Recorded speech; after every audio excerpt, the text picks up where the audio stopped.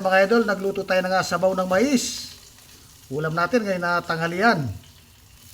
Nakukunin lang natin yan. Nilagyan natin ng malunggay. Yung daw ng malunggay.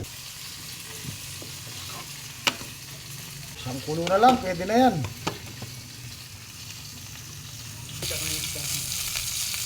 Ayan, habang pinakukuluan natin yung mais, nagpipirit tayo ng isdang dagat.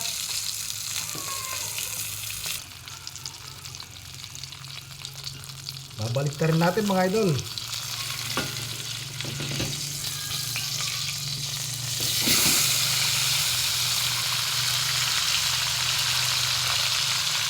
Tapos tignan natin yung mais. Tignan natin yung mais mga idol. Yan, kumulo na. Lagyan natin ng pork cube. Pampasarap. Isang kulo na lang yan, pwede na. Nilagyan natin ng chicharong baboy yan. Ayan mga idol, konting kembot na lang, maluluto na yung isda natin.